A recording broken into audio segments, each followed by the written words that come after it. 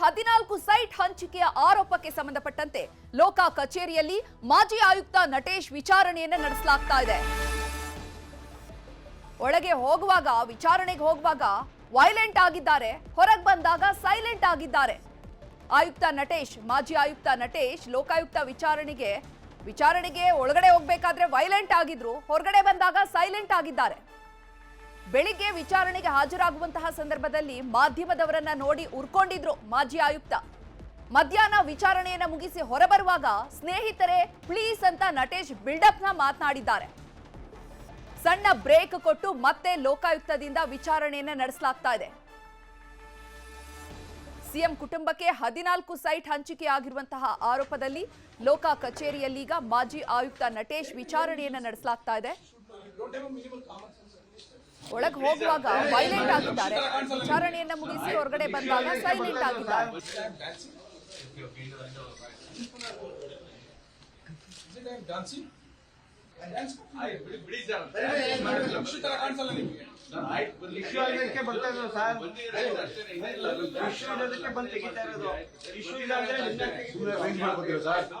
ಈಗ ಸ್ನೇಹಿತರೆ, ಈಗ ಊಟ ಮಾಡಕ್ ಕೊಟ್ಟಿದ್ದೀರಿ, ವಿಚಾರಣೆ ನಡೀತಾ ಇದೆ. ತಮಗೆ ಗೊತ್ತಿದೆ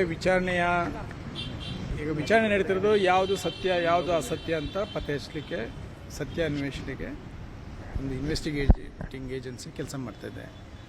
ಸೊ ಅದಕ್ಕೆ ಏನೇನು ಪೂರಕ ಮಾಹಿತಿ ಕೊಡಬೇಕು, ಇನ್ಫಾರ್ಮೇಷನ್ ಕೊಡಬೇಕು, ನಾವು ಕೊಡ್ತಾ ಇದ್ದೀವಿ.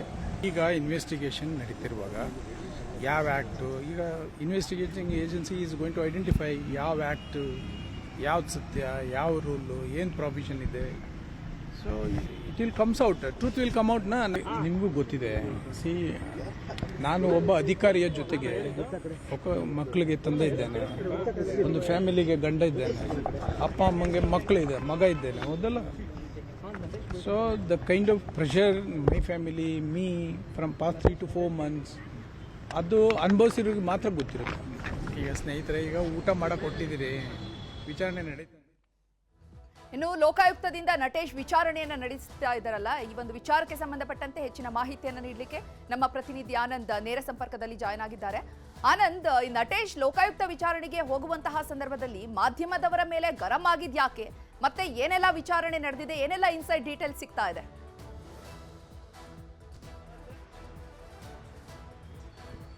ಚೈತ್ರ, ಮೂಡ 50-50 ಹಗರಣಕ್ಕೆ ಸಂಬಂಧಂತೆ ಸಿಎಂ ಸಿದ್ದರಾಮಯ್ಯನವರ ಪತ್ನಿ ಪಾರ್ವತಿ ಏನಿದ್ದಾರೆ ಅವರಿಗೆ 14 ಬದಲಿ ನಿವೇಶನಗಳಿಗೆ ಕೊಟ್ಟಂತಹ ಸಂದರ್ಭದಲ್ಲಿ ಆಯುಕ್ತರಾಗಿದ್ದಂಥವರು ನಟೇಶ್ ಅವರು. ಅಲ್ಲದೆ ಅವರ ದಾಖಲೆಗಳಿಗೂ ಸಹ ಸಹಿಯನ್ನು ಹಾಕಿರುವಂಥದ್ದು ನಟೇಶ್ ಅವರು. ಈ ಹಿನ್ನೆಲೆಯಲ್ಲಿ ಇಂದು ಲೋಕಾಯುಕ್ತ ಕಚೇರಿಗೆ ವಿಚಾರಣೆಗೆ ಆಗಮಿಸಿದಂತಹ ಸಂದರ್ಭದಲ್ಲಿ ಮಾಧ್ಯಮದವರ ಮೇಲೆ ಕೊಂಚ ಗರಂ ಆದರು. ಯಾಕಂತ ಹೇಳಿದ್ರೆ, ಯಾಕೆ ನನ್ನ ಶೂಟ್ ಮಾಡ್ತಾ ಇದ್ದೀರಾ ನೀವು ಅನ್ನುವ ನಿಟ್ಟಿನಲ್ಲಿ, ಅಲ್ಲದೆ ನಾನೇನು ಡ್ಯಾನ್ಸ್ ಮಾಡ್ತಾ ಇದ್ದೀನ ಇಲ್ಲಿ ಅನ್ನುವ ನಿಟ್ಟಿನಲ್ಲಿ ಗರಂ ಆದರು. ಅಲ್ಲದೆ ಅವ್ರ ಮುಖದಲ್ಲಿ ಸ್ವಲ್ಪ ಗಾಬರಿಯೂ ಸಹ ಕಾಣ್ತದೆ. ಯಾಕಂತ ಹೇಳಿದ್ರೆ, ಕಳೆದ ವಾರವಷ್ಟೇ ಅವ್ರನ್ನ ಇಡಿ ವಿಚಾರಣೆಗೆ ಒಳಪಡಿಸಿತ್ತು, ಇಂದು ಲೋಕಾಯುಕ್ತ ವಿಚಾರಣೆ ಇದೆ. ಹಾಗಾಗಿ ಆ ರೀತಿಯಲ್ಲಿ ಅವರು ವರ್ತನೆ ಮಾಡಿದ್ರು. ನಂತರದಲ್ಲಿ ಮಧ್ಯಾಹ್ನ ಊಟದ ಸಮಯಕ್ಕೆ ಹೊರಬಂದಂತ ಅವ್ರನ್ನ ಮಾಧ್ಯಮದವರು ಪ್ರಶ್ನೆ ಮಾಡಿದಾಗ, ನನಗೂ ಸಹ ಕುಟುಂಬ ಇದೆ, ನನ್ನ ತಂದೆ ತಾಯಿ ಮಕ್ಕಳು ಹೆಂಡತಿ ನೋಡ್ತಾ ಇರ್ತಾರೆ, ಅದು ಮಾನಸಿಕ ಒತ್ತಡ ನಮಗೂ ಸಹ ಇರುತ್ತೆ, ಹಾಗಾಗಿ ಆ ರೀತಿ ಮಾತನಾಡಿದ್ದೇನೆ ಅನ್ನುವ ನಿಟ್ಟಿನಲ್ಲಿ ಉತ್ತರವನ್ನು ಕೊಟ್ಟರು.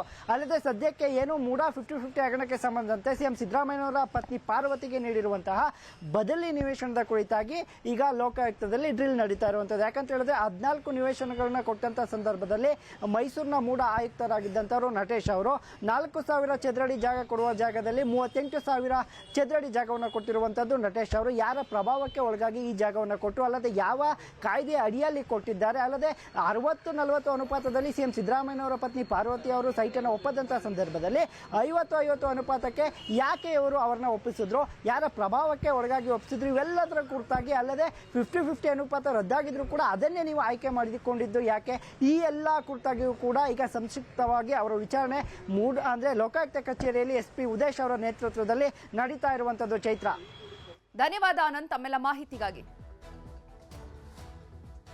ಮುಡಾ ಕೇಸ್ನ ತನಿಖೆಯನ್ನ ತೀವ್ರಗೊಳಿಸಿದೆ ಇಡಿ. ಸಿಎಂಗೆ ಇಡಿ ವಿಚಾರಣೆ ಬಹುತೇಕ ಸನ್ನಿಹಿತವಾಗಿದೆ. ಇದೇ ವಾರ ಸಿದ್ದರಾಮಯ್ಯ ವಿಚಾರಣೆ ಫಿಕ್ಸ್ ಅಂತ ಹೇಳಲಾಗ್ತಾ ಇದೆ. ನಿನ್ನೆ ಸಿಎಂ ಬಾಮೈದ ಮಲ್ಲಿಕಾರ್ಜುನ ಸ್ವಾಮಿಯ ವಿಚಾರಣೆಯನ್ನ ನಡೆಸಲಾಗಿತ್ತು. ನಿನ್ನೆ ಸತತವಾಗಿ 5 ಗಂಟೆಗಳ ಕಾಲ ವಿಚಾರಣೆಯನ್ನ ಮಾಡಿದ್ರು ಇಡಿ. ಇನ್ನು ಸಿಎಂ ಮತ್ತು ಪತ್ನಿ ಪಾರ್ವತಿ ವಿಚಾರಣೆಯಷ್ಟೇ ಬಾಕಿ ಇದೆ.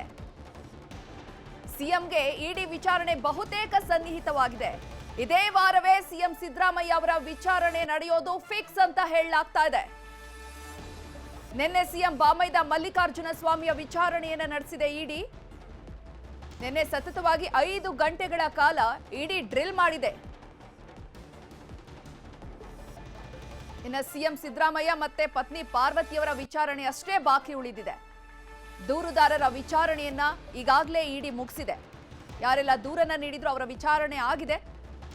ಅಧಿಕಾರಿಗಳಿಂದಲೂ ಕೂಡ ಮುಡ ಅಧಿಕಾರಿಗಳು ಯಾರಿದ್ರು, ಮಾಜಿ ಅಧಿಕಾರಿಗಳು ಯಾರಿದ್ರು, ಅವರಿಂದಲೂ ಕೂಡ ಈಗಾಗಲೇ ಮಾಹಿತಿಯನ್ನ ಸಂಗ್ರಹಿಸಿದ್ದಾಗಿದೆ.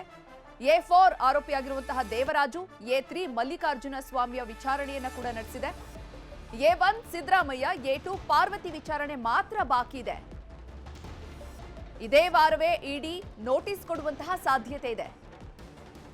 ಇದರಿಂದಾಗಿ ಸಿದ್ದರಾಮಯ್ಯಗೆ ಈಗ ಇಡಿ ವಿಚಾರಣೆಯ ಟೆನ್ಷನ್ ಶುರುವಾಗಿದೆ. ಲೋಕಾಯುಕ್ತ ವಿಚಾರಣೆಯನ್ನ ಎದುರಿಸಿದ್ದಾಯ್ತು ಸಿಎಂ ಸಿದ್ದರಾಮಯ್ಯ. ಈಗ ಇಡಿ ವಿಚಾರಣೆ ಇದೇ ವಾರದಲ್ಲಿ ಸಿಎಂಗೆ ನೋಟಿಸ್ ಅನ್ನ ನೀಡಿ ವಿಚಾರಣೆಗೆ ಒಳಪಡಿಸುವುದು ಕನ್ಫರ್ಮ್ ಆಗಿದೆ.